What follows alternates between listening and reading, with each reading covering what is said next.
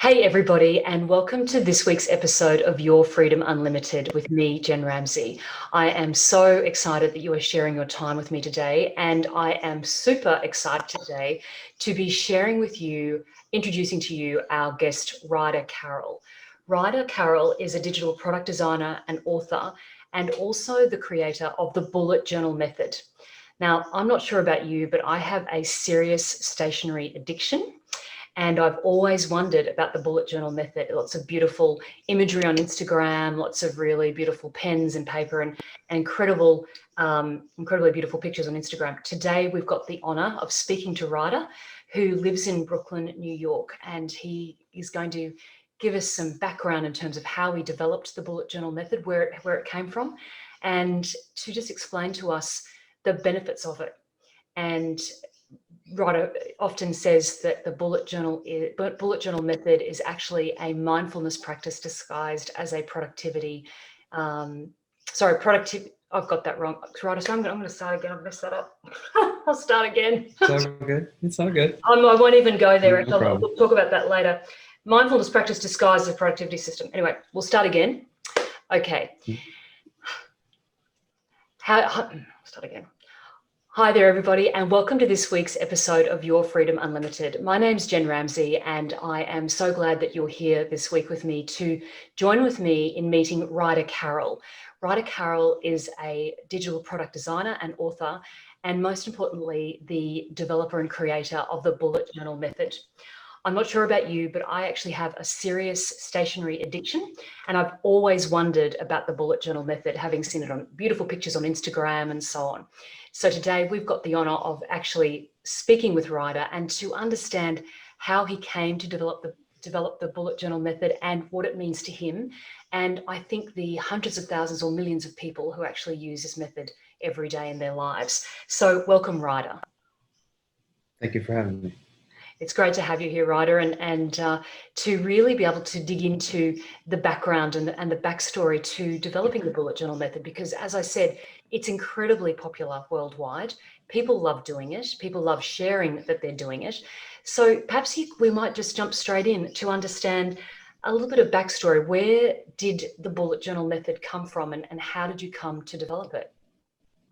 Sure. I guess the easiest way to explain how the bullet journal method came to be is that it is a series of solutions to my own challenges. When I was young, I was diagnosed with ADD, and at the time, I didn't have a lot of resources to help me deal with that diagnosis. So I had to start developing my own resources. I had to figure out ways to become more focused and organized and productive, and I did that using the only tool I had available to me at the time, which was a good old-fashioned paper notebook. So I would spend a lot of time in class trying to figure out different ways to organize my thoughts and information. And I tried out various different things, most of which didn't work, but every once in a while, something would. And then a little bit later, another thing would. And over the years, I started accumulating these tools and techniques and weaving them together into a system which eventually became known as the bullet journal method. Wow. And so in terms of that period of time when you were a young child, not knowing what was going on, what was that like for you? What was it like to be sort of caught in a space where things didn't seem to be the same for you as for other children? It was a gradual process because I went to a school that's K through 12, so kindergarten through senior year, pretty much in the same complex. So a lot of the people that I went to school with, I started in kindergarten with them, and where the activities are basically taking a nap and drawing. But then after a couple of years, you start realizing that you're actually not on even playing field in many different ways, right? When all of a sudden the real schooling begins, the people that you were exactly as good as them taking a nap or coloring all of a sudden are better at you at certain things. And that difference started becoming very clear to me. And then it became very clear to them. So that creates a differentiation. And generally speaking, it's been my experience that children are not very good with differences, especially if there's better and worse, right? So it was hard. It was definitely very challenging to realize that things became much harder for me that didn't seem very hard at all to people who were just the same as me a couple months ago or last year, and all of a sudden you lose friends, or you have to go to other classes and work with other teachers, and it starts to form an identity early, right? And especially back then, this would be, I guess, like in the late 80s, early 90s, it just wasn't a lot of literature around these kind of things. Either you were like stupid or you're a good student. Those are your options, pretty much. Maybe dyslexic at the time, maybe. But ADD was neither here nor there. People didn't know what that meant. So you have a choice. Basically, you're just going to be a bad student. That's it. Or you figure out a way to get by. Luckily, I guess, in this context, I was stubborn and I started figuring out ways to get by. And over time, I started realizing that I had the power to do so. And that's something that doesn't really occur to a child often, right? As a kid, you're often looking to the tall folks for answers. Your parents help you with your homework, or your teachers or your siblings, they have all the answers. It's not often that we're empowered to solve our own problems, especially as children, until one day I was sitting in class and I started realizing that I could pay attention much better to what was being said, especially in subjects that didn't interest me, if I was drawing. So if I was actually doodling in my notebook, I could hear what was being said for the first time. It occupied the part of my mind that was always grasping, that always needed distraction. Of course, the teacher doesn't love it when you're drawing in class, or teachers in general, until one teacher realized what was happening. And she pulled me aside and she's like, "It's interesting. I realize that every time you're looking at me, you're not paying attention. And every time you're drawing, you are. Good for you for figuring that out." Right? It was like, all of a sudden I was given permission to do that. And that was kind of the beginning. That was the beginning of a process of me looking for my own solutions. Wow. And yeah, I guess that's kind of what led me to develop what I shared with the world. And that's kind of what I continue to do professionally now, is to share solutions to challenges that I encounter, and hopefully they help other people as well. Ryder, what an amazing story. And just want to pick up on a couple of things that you said there. And I think the first one was, that as a child, that you realized you could start creating your own solutions. How old were you when you sort of came to this realization that, because the big folks didn't have many answers, how old were you when you sort of came to this realization that you might have to develop your own answers here?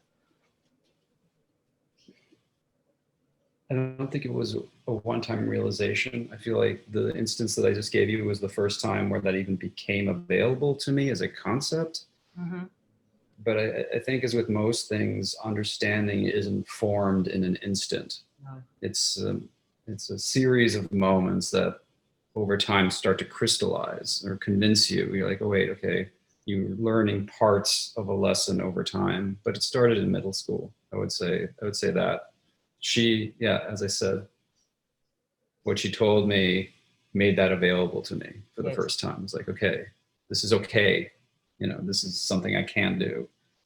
Yeah. She was a very alert and aware teacher, and what a blessing to note it, rather than to say, oh, you're drawing, I don't want you drawing in my class, but to actually welcome that and see that as a tool that you were using. So, and you're right, there's never sort of one sort of, there often aren't these sort of sometimes there are defining moments, but you're right, often it's this over a period of time, and you look back and you go, oh, that's what that was all about. And, oh, that means that I can do that now. But I think your comment there about being a child, being able to come up with your own solutions, has that been something that has really been a very strong philosophy of yours then moving forward in your life? Is that something you've done throughout your life once you had that realization? Yeah, I think it's a fundamental philosophy that I have. I think that at the end of the day, it's up to you. Yes. Right. And except for very few instances in life, it's up to you. That's so learning how to become the best version of yourself becomes a strategy. It's not just about self-care. I think it's just the philosophy that makes I can makes like, go on. yeah, no, yeah, I just think that understanding that that's a responsibility that you need to really embrace can make things easier. I completely agree. And often here on Your Freedom Unlimited, I talk about this concept of the fact that we are the creator of our own reality rather than a victim of circumstances. And I think the story that you've just shared and is a perfect example of that. You weren't going to, you said you were stubborn, you weren't going to take, no for an answer, and you clearly could see that there was a different way that you could be. So rather than being feeling a victim to a set of circumstances, you created your own reality in that. So it's just fantastic. What role did your parents play in all of this? Well, quite an interesting one. Both of my parents are teachers.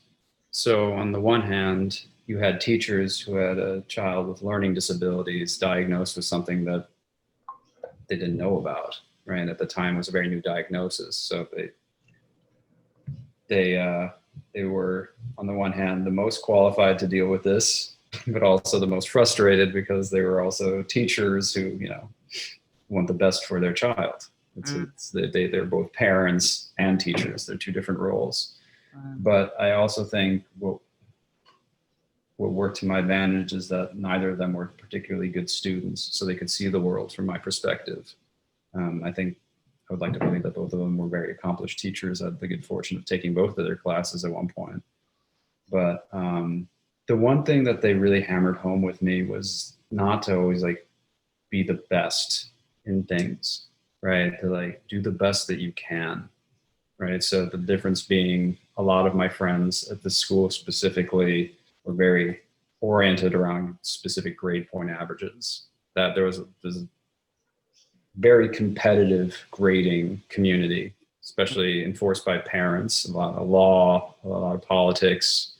A lot of these kids were being groomed for higher education. And a lot of my friends were miserable because a lot of them just could not get the grades that their parents wanted them to get. But my parents are like, do the best that you can do, which put the emphasis on my own ability. I stopped comparing myself to other people as much, which never serves anybody, and started comparing myself to my former self. And that was incredibly powerful because I knew if I could do better and I knew if I could do worse, right? If it didn't matter what grade I got as long as I tried. And that was very helpful. That really changed the dynamic of school for me in general. Wow, that is powerful. Also, yeah, that's powerful. It's a different paradigm. And it's very interesting. You're a very wise soul, Ryder, because being thrust into that environment where obviously it was very, very, competitive, highly competitive, to then face these difficulties. I can see how the juxtaposition would have become even more significant. But the fact that you were like, no, I'm actually rowing my own boat here. I'm not going to compare myself to others. It's just about me and me trying harder and going to that next level within myself. So very powerful. And because I think there's a big danger in comparing yourself to others in life. That's the other thing that I think we can fall into in our society. I know I spent a lot of my childhood doing it, and it was a really, really very unsupportive thing that I used to do. So, and that's been the big change around in my life, is to sort of see I create my own reality, and it's not about anybody else, but it's about what I'm doing that, as you say, helps me to become the best version of myself. So very wise, very wise. So you've mentioned there was a series of things, a series of tools that you developed over time. When did you come to the point when you thought, oh, this is the bullet journal? Was there a moment?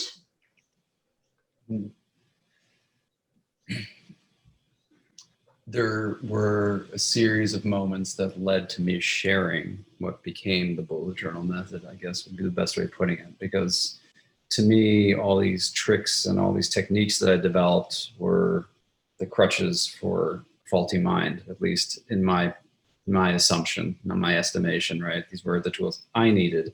Never really assumed that they could help anyone else, especially given my rocky educational career. You know,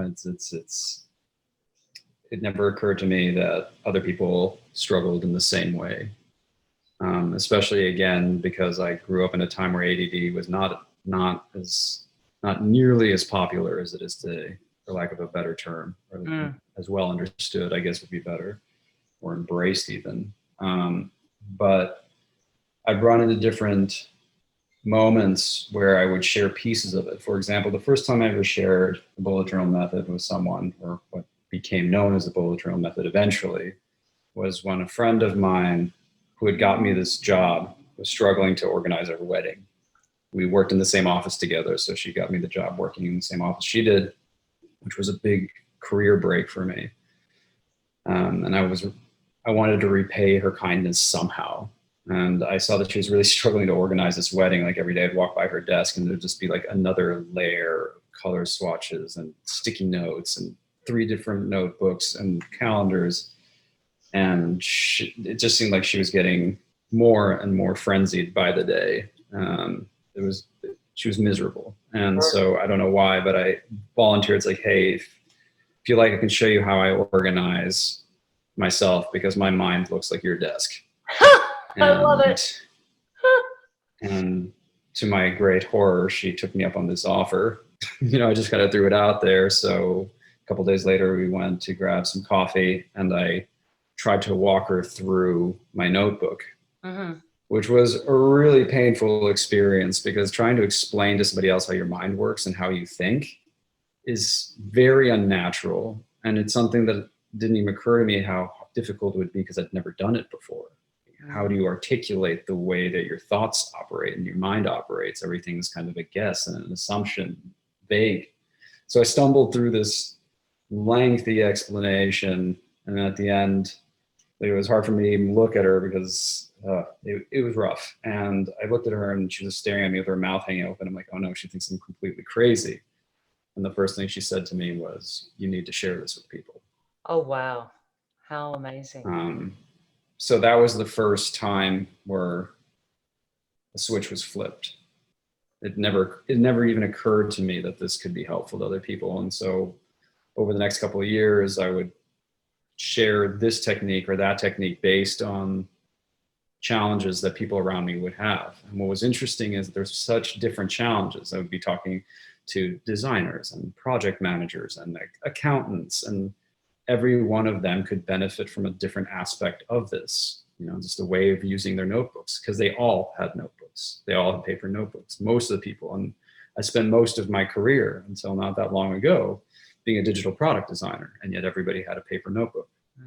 I still do. So fast forward a couple of years. Yeah. A lot of them. It's a powerful tool. And then flash forward a couple of years and I was rolling off a long year-long project and I was about to start another project in a couple of weeks. But for me, the way that I get re-energized is not by sitting down, but it's by creating something, by like really engaging with my curiosity and building things that kind of recharges my batteries. I'm like, so what could I make that's uniquely my own that could help other people?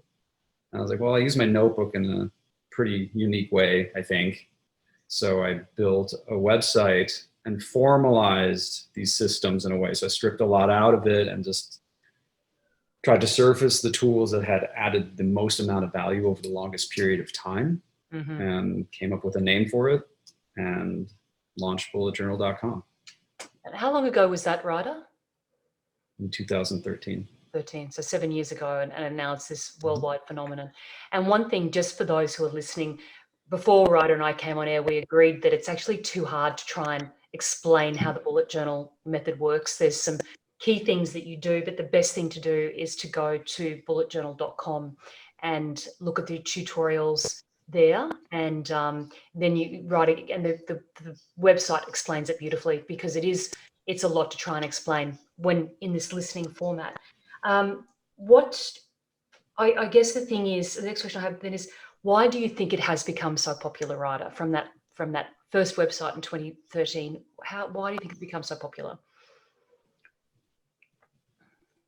think one reason is that it's very much designed to be customized to the needs of each individual practitioner. And I refer to it very much as a practice because it evolves over time. The, the bullet journal method basically uses a notebook as a paper mirror. It kind of reflects your life back at you, and the techniques that I teach help people organize their thoughts and re-engage with those thoughts to surface the things that may have been hidden otherwise just because we're busy and our minds are continuously occupied. It provides a way for us to take time. And once we start taking time, we start to see things in a way that are often obscured.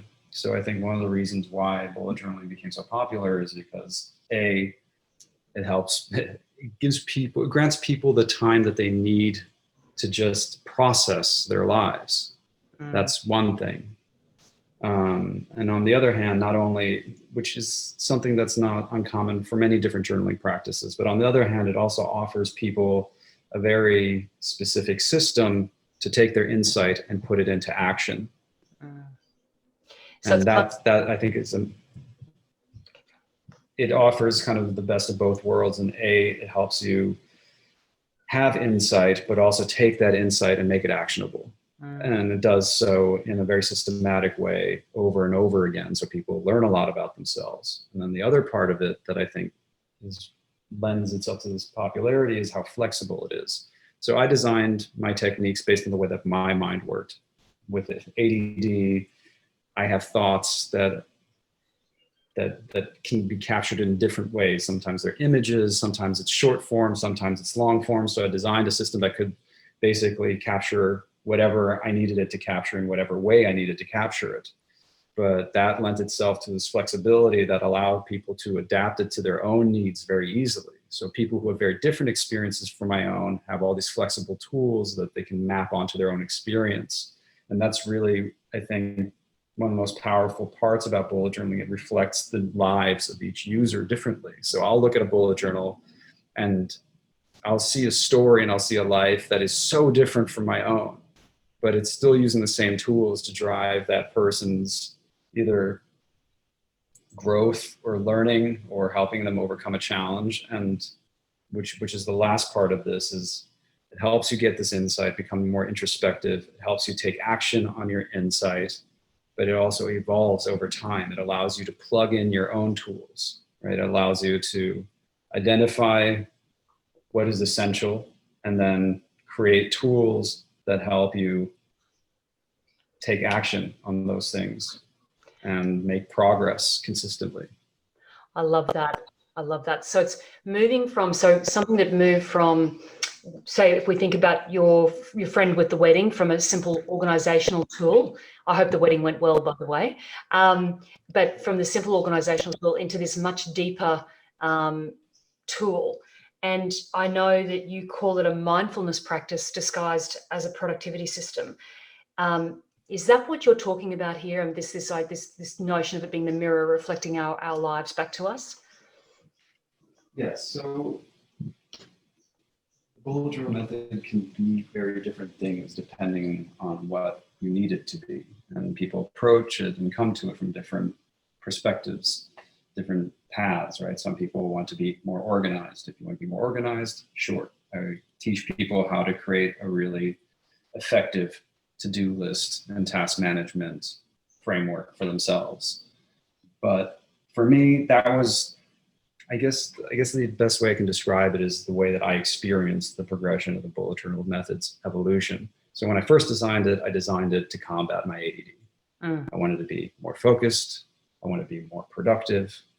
And it allowed me to do those things. It allowed me to figure out a way to kind of organize my thoughts and achieve my goals. And I got really good at that over time. But what I started to realize was that though I was very good at accomplishing my goals, I didn't feel accomplished. The goals themselves always seemed empty. And I started realizing that all these goals were really not my own. They came from my peers, or they came from the media, or all these different sources. I hadn't really thought about what I wanted. So what started happening is that I took all these tools that I had developed to become more productive and organized and kind of redirected them to become, well, inward, if you will. Yep. You know, it helped me get through the world, but like around me. But once I turned those tools inward, things became much more interesting and much more powerful. It changed the bullet journal method from a process-driven approach to life to a purpose-driven approach to life. So it helped me start asking, why am I doing what I'm doing?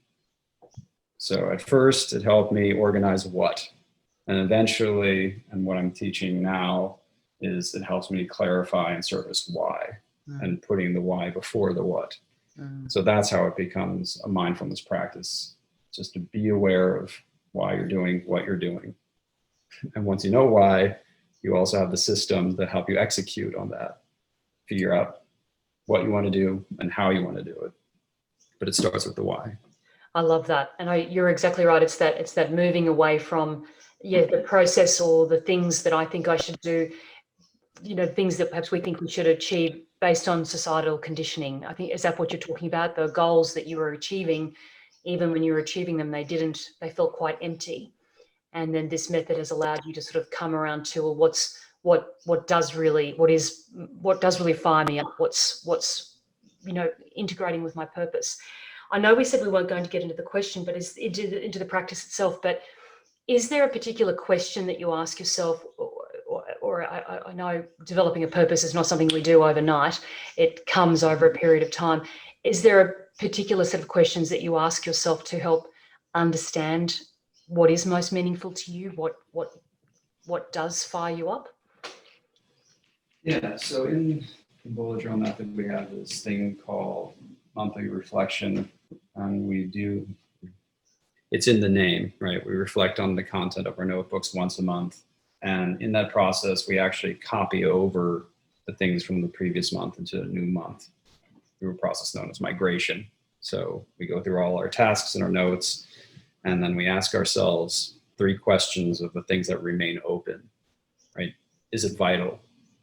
Is this something that you get in trouble for if you didn't complete, right? There are a lot of tasks as an adult that you just don't want to do, but they're vital, right? Pay your rent, medical payments, whatever.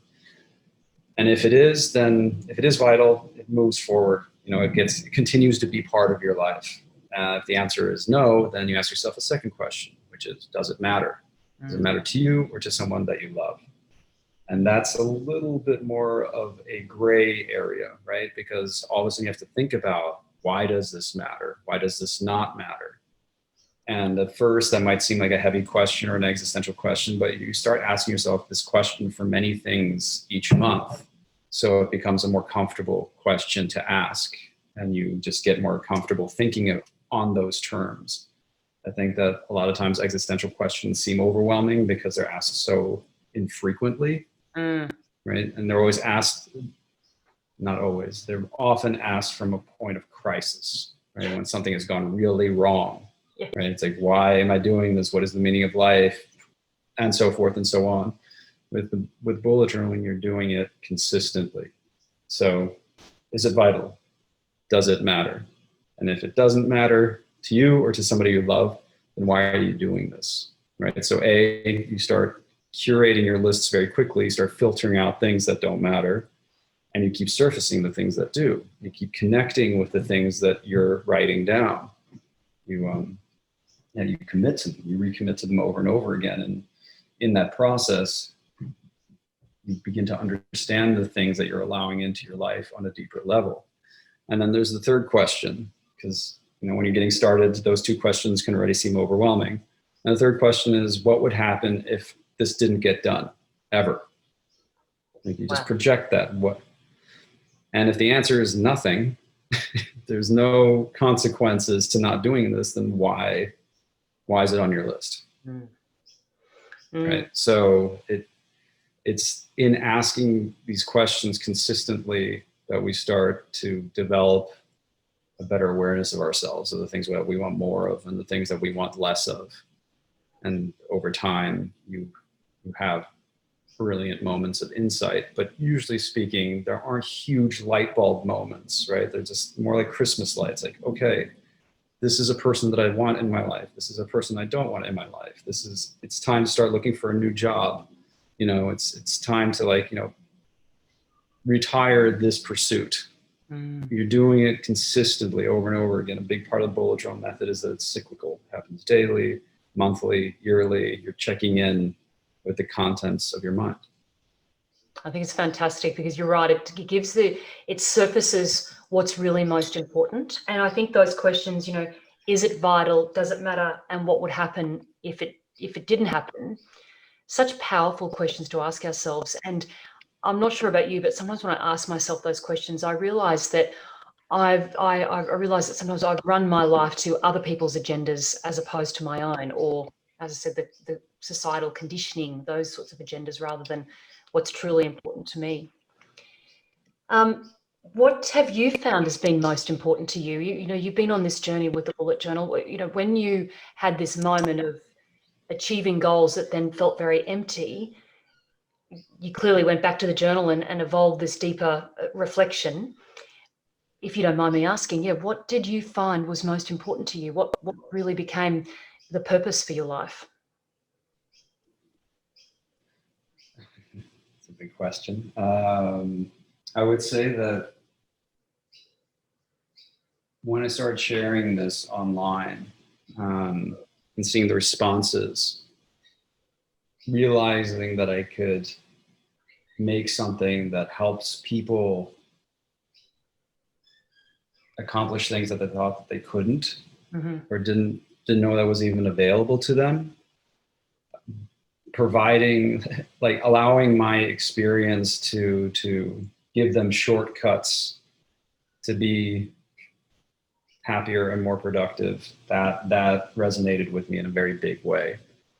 So the long and short of it, I guess, is that I started realizing that I want to be of service, right? That helps. And this is my strange background and my experience has shaped me in a way that this is the way I can be of service. My design background, the writing, the artistic part, the design thinking, all these things that come really naturally to me come together in this pursuit. It's interesting because before I was bullet journaling, I was a digital product designer. And the underlying goal for most digital product designers is that you're building tools that help people. It makes their lives a little bit easier so they can spend a little less time doing things that aren't as meaningful to spend more time with the things that are meaningful, right? You create a website so that filing for your car insurance is simpler. You do it quicker, right? Because you don't want to spend your life filing car insurance. And there are better things to be doing, aren't there, really? There are better things to be doing. And of all the digital products that I've created, of all these different tools that I've created, bullet journaling ended up being the one that enabled people to spend much more time with the things that they believe to be meaningful. And if they didn't know what was meaningful, it provided a platform to them to start to define that on their own terms. I love it. What I think was also very interesting, you being a digital product designer, creating something that uses a notebook and your own hand and your own pen. Can you talk to us about that, really moving to the analog versus the digital, and why do you think that's important? Well, to me, there's just no barrier to entry, right? With the notebook, you just sit down and you mark a page. It's an incredibly natural thing to do. I don't have to learn new features. I have to dig through the system settings. I just write things down. And even when I was designing apps, usually the way that started is I'd get a brief and I'd sit down with my notebook and start drawing the app out. I can move much more quickly that way. Like, my hand really works at the speed of thought in that sense, right? So it's always been a foundational tool, no matter what I was working on, no matter the medium. And I kept coming back to it over and over and over again. I started with the notebook, but it never went away. I started because it was the only tool, and over the years it just became the tool that underlies all other tools, right? And that's how I like to describe the bullet journal. Because people think that like now I've gone completely analog, which is not the case. It's not about digital versus analog. It's about finding the best tool for the job. And for me, bullet journaling is a toolkit. It's a toolkit that helps me pick my tools better, right?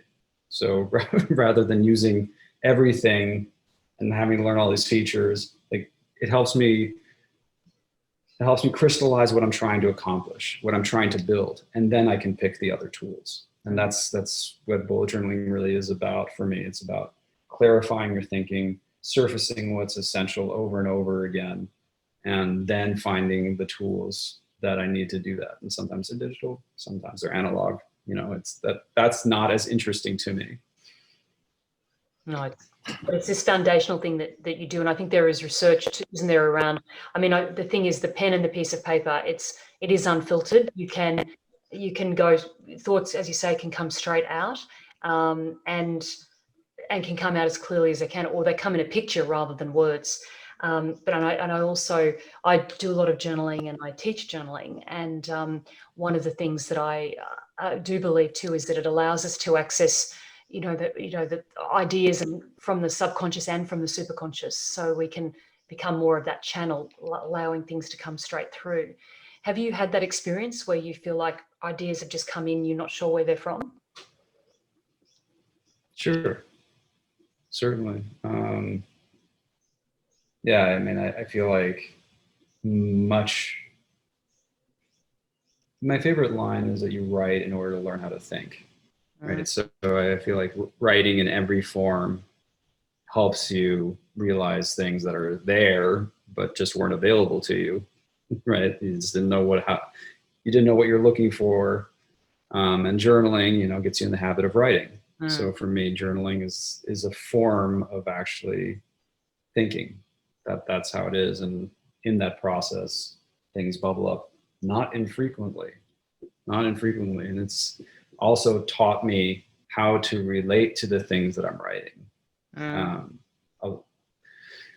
I try to approach my writing with curiosity, not with judgment, which was what originally turned me off from traditional journaling. When I was younger, it's like, dear diary, today, I ate the cheese sandwich and then I, went to school, and I never understood the purpose of that. And that wasn't helpful to me. It wasn't until I felt the liberty to write about whatever I wanted to and be as petty and horrible as I wanted to be in my notebook, or be as uninteresting as I wanted to be. I always felt like journaling, I had to tell the story. It was almost like a performance. And I think that's because most forms of self-expression are a performance, right? It's like the way you write, the way you make music, the way you create art. Journaling is a form of self-expression that's completely personal. And I feel like I didn't catch on to that until later on. And once I realized that this is a form of self-expression that's entirely personal, it allowed me to be much more honest, and it became significantly more effective. Absolutely. No one else needs to see those notebooks. No one else needs to see what's inside your journals. It's completely your private space, isn't it? And I agree with you, that whole idea of performance. I know years ago, I had the same experience. I'm like, why am I keeping a diary? It was almost like there was the structure, or the ideas that I'd been given about keeping a diary didn't really work for me. But I understand what you're saying. Allow it to be this private space where you can express, and then allow things to bubble up, allow things to surface. You mentioned earlier too, it's a system that also allows us to take action on our insights. Could you talk to that a bit, please, and perhaps give us an example of perhaps where you've taken action on an insight you've gotten from your bullet journal? Sure. So in bullet journaling, we do this thing called rapid logging, where we basically capture our thoughts as short form sentences in one of three categories: the things we have to do, the things that we don't want to forget, and the things that we experience, right? Tasks, events, and notes. So as opposed to long form journaling, we journal in bulleted notes. So what will happen often is that there'll be an event, and that event can be either good or bad. And I'll just quickly capture that event, and then I'll write down like 3 quick notes about that, like how I felt or things that I've observed. And over time, I just have like a very detailed record of my experience. And I realize, okay, when I work with this person, it's always very negative experience, right? That's this thing. Like, I don't want to work with this client anymore. Like, it doesn't matter how much they're paying me. It's like, this is always taking away, right? There's a destroyer of energy, not a creator of it.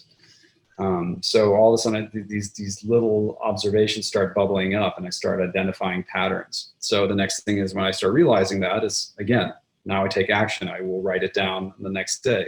It's like, okay, you will complete your project. You will do as you said, and then, you will find them somebody else that they can work with, that kind of thing. I just take action. Like, the next step is to get this person out of my life, or the next step is to, depending on what you're focusing on, it's like, oh, here are 3 different companies that I would love to work with. The next step is this. So realizing that you like what they're doing, realizing that you could provide value, and then taking action on that insight, right? So again, reflection is a big part of bullet journaling. So you're coming back to the things that you're writing down. It's not like other journaling practices where it's kind of like a write and run, which can be effective in its own kind. A big part is coming back to your record and trying to examine it and learn from it. Like, oh, I realize that when I spend time with this friend, I always feel energized and optimistic, but I only see them once every 4 months because I'm not making this a priority, this relationship a priority. Okay, now I'm going to start putting a monthly touch base with this friend moving forward. Those kind of things. You just have these little pieces of insight and you put it into action. You quickly write down a task. It's like, I'm going to schedule monthly calls with X. This is the most recent thing that happened with me. I realized that I talked with a friend, and we hadn't talked for a very long time. And especially now with COVID and everything, seeing people is much harder, but now we have a standing monthly engagement, which we've both been enjoying greatly, and makes our conversations much more intentional and something to look forward to. And it just didn't even occur to me to do that, book time with a friend. It seems very corporate, but it ends up being really nourishing. That's right. I have a similar thing actually with a girlfriend. I speak to her once a week, and we're it's the same thing. We really value that time, and it's been about locking it away so that no one else can get into that time for us both. So it is, yes. It's what you're saying there. It's about becoming intentional about the things that matter most to you, and letting go of the things, maybe taking action on letting go of the things that don't mean a lot to you. Yeah, I think it all comes down to awareness. A lot of journaling is about becoming more perceptive about what's going on inside, and both inside and outside. So you take that awareness, you just become aware of this thing, and over time that awareness will mature into some kind of understanding, one would hope, and then you take that insight and then you put it into action. So it's kind of a cycle. It's like, oh, now I'm aware of this thing. I don't know what I feel about this yet. I don't know what to do about this yet, but this is happening every 2 days, or, you're checking in once a month. That awareness starts to mature, and then you take it and you move it forward. You can make progress. It's absolutely fantastic. And it is these are the steps. It's funny that it's the small daily steps we take to be living a more purpose-driven, more intentional life. It's not like, I like what you said earlier. Sometimes we try and decide on our purpose after a crisis, or we ask ourselves these big questions after a crisis. And that's possibly not the best time, because everything's, up in the air, and we may not be feeling very good. But if in the course of daily life, we're actually, taking the time out to ask ourselves these questions and become comfortable with asking the questions, then we get to that richness, as you say, over a period of time. It's not an overnight thing, but that richness starts appearing.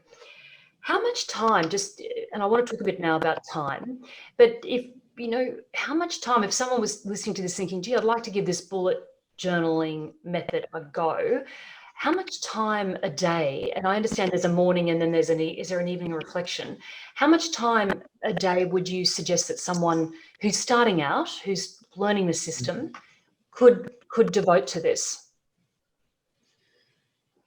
At least 10 minutes a day. And those are for the morning and evening reflections. And morning and evening reflections, the short version is that you basically sit down with your notebook and think and put your thoughts on paper quickly. That's it. So you do it for a couple minutes in the morning, and then you do it again at night.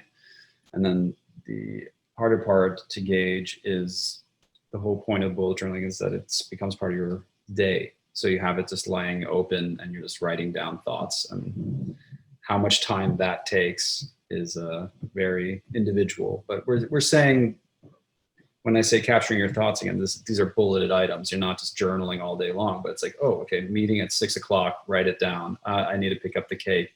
You know, you're just writing these things down all day, and then at the end of the day, you're coming back to it. So at least 10 minutes. You can spend as much or as little time as you want, but I would say safely 10 minutes will get you a long way. Will have more of an effect than one might assume. That's fantastic. So is it 10 minutes in the morning, 10 minutes in the evening, or 5 minutes in the morning, 5 in the evening? 5 in the morning, 5 in the evening. That's pretty doable. I think that's a great place to start. It's I know when I'm talking with people about meditation, I say, look, just start with 5 minutes a day, and then as you get to enjoy it, you'll want to actually do more of it. And is that the way it is with bullet journaling as well? Yes. Yeah. So my advice that I give people who are interested in bullet journaling is start with your intention. Why do you want to bullet journal? What have you heard that interests you about it? What problem specifically do you think that this could help with? Are you feeling disorganized? Are you feeling forgetful? Are you feeling a lot of anxiety? Like, these are all things that a bullet journal method can help assist with in tremendous ways. But starting with a very specific need is important, and then starting to capture your thoughts related to that need will help it become relevant very quickly. And when people see bullet journaling online, that can get lost often, because there's some very artistic interpretations of the methodology available online, like Instagram and Pinterest, which is that bullet journalist's personal take on the thing. But underneath all of it, it's significantly simpler. So I would say start with a need, start simple, just write down your thoughts related to that, and then build from there. The whole methodology is designed to be modular, so you can start plugging in the tools that you need to address different challenges or ambitions. No, that makes a lot of sense. And I think you're right. There is, because if you do go to look online, there are some beautiful bullet journals out there. And I have to say, when I looked originally, when I first heard about bullet journaling, I looked and I was like, oh my goodness, this is all looking very beautiful. But it doesn't need to be beautiful. It's just this act of putting the pen to paper, as you're saying. One of the things I wanted to talk about is this idea of time and energy. I've heard you speak about time and energy being our greatest resource. I completely agree with you. It's what we do with our time and our energy that shapes everything in our lives, shapes everything that we do. Could you speak a little bit to us about your views on time and energy, and how perhaps what you've realized about these things? Sure. I guess my biggest epiphany is that time can't be made. It can only be taken, and it can be taken in one of two ways. It can be taken from us, or it can be taken by us. And that's a choice that we need to make consistently. Who do we give time to? And how do we take time for ourselves? And I think that at its core, bullet journaling is about getting better at taking time. It's becoming aware of what is taking our time and what we need to take time for. Because again, time can't be made. It is very finite. So being aware of that at all times, I think, is really helpful. It may seem morbid, but I think that it can be one of the most inspiring and motivational forces out there. This is not a renewable resource, so we got to make the most of it. No, it really isn't. And as you get older, you sort of see the passage of time, and you see how, there's different periods of our life to do different things. And when that period of time is gone, then that period of time is gone. So we want to try and make the most of it. So getting more intentional about how we use our time is really, really vital. I've heard you also say it's vital to be aware of what is available to us in this moment. what's available to us right now. So if we understand that time's this finite resource, and my perspective is that what we have really is the now moment, like the right now. What practices do you have that help bring you into the now moment? Well, journaling is, I hate to give the obvious answer here, given that I'm the journaling guy, but journaling is the way that I become more present. I also have a meditation practice, but the meditation practice has been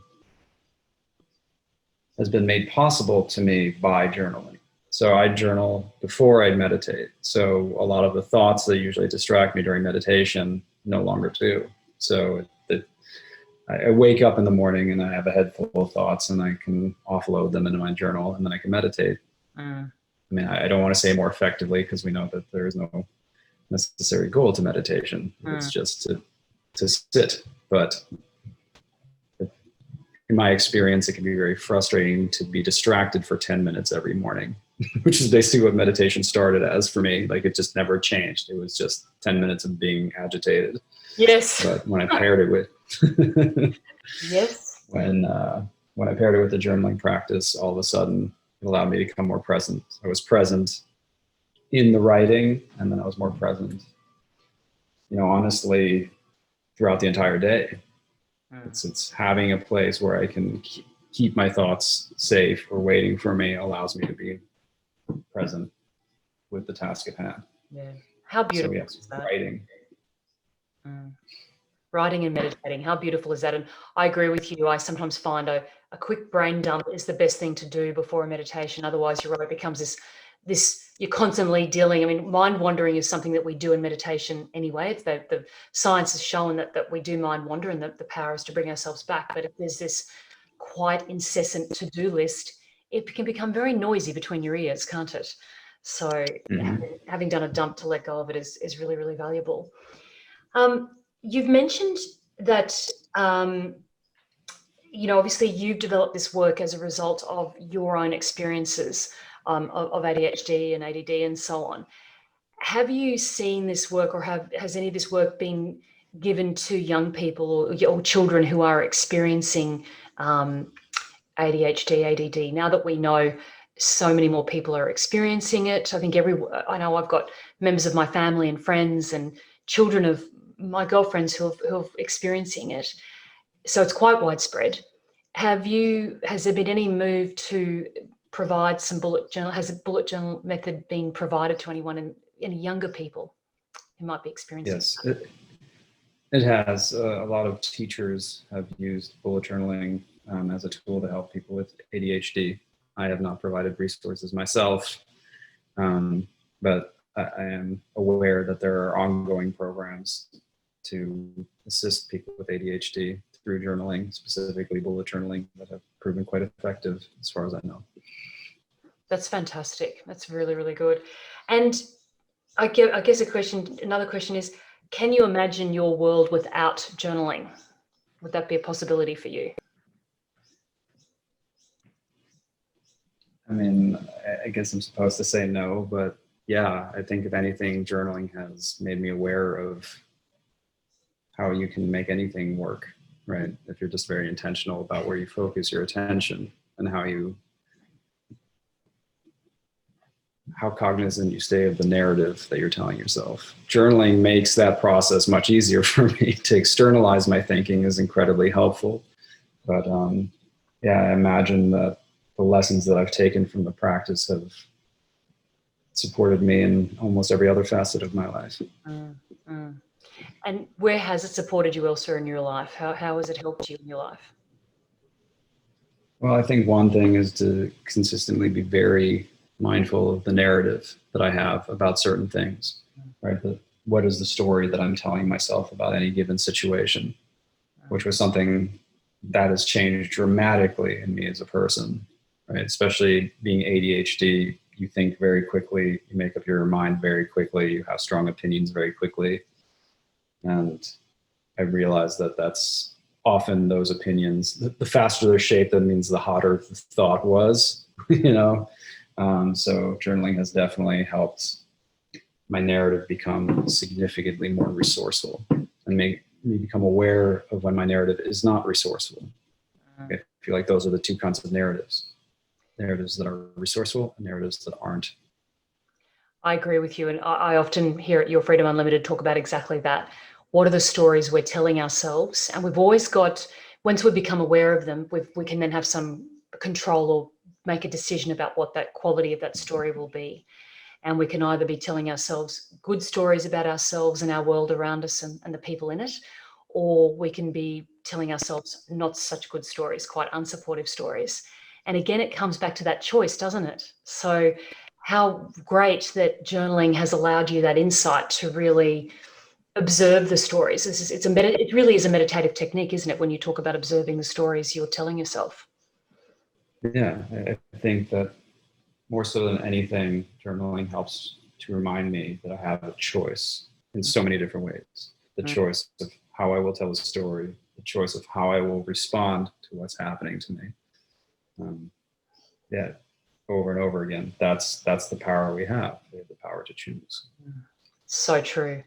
Ryder, you have given us such a gift with a bullet journal. You know, it's something that looks beautiful and so on, but more to the point, and we might enter into it, you know, from an organizational perspective, but it's so much more than that. It is this real mindfulness practice and this tool to really get to know ourselves better. One of the questions that I ask our guests on Your Freedom Unlimited is, what does freedom mean to you? I think I would have to build off my last answer. It's the freedom to choose. Right? What does it mean? It's you can change your mind. You can change anything based on the information that you have available to you. I guess freedom to me is choice. Beautiful. That's really beautiful. Well, thank you so much for your time today. You have really created and given the world an incredible gift, which the world has taken on board, which is really, really great. If people want to know more, I know that you've written a book. There's the Bullet Journal Method book, and then there's beautiful bullet journals that you can buy. But what should people do if they want to take the next step to find out more about this bullet journal method and to connect with you more? Where should people go and what should they do? bulletjournal.com. We have a bunch of free tutorials that get you started. That's the best resource that we have. Fantastic. Well, you are very generous and those free tutorials are fantastic. And also if you join Ryder's newsletter, you get the first 2 chapters of his book, which are fantastic. So you are very generous, Ryder. And I think the thing is with the bullet journal method is that you've given us something that's ultimately flexible. There's no doctrine. You show people a way of doing things, but then it's up to us in terms of how we, you know, shift and shape that for our lives. And it's also up to us in terms of the level that we go to in terms of how we interact with it. But I think that deeper step into the mindfulness practice sounds to me like it's just been so beneficial for you, Ryder, and for so many other people that have used the bullet journal method. So thank you very much for your time today. I really appreciate it. Thank you so much for having me. It's been great. Thank you. Take good care.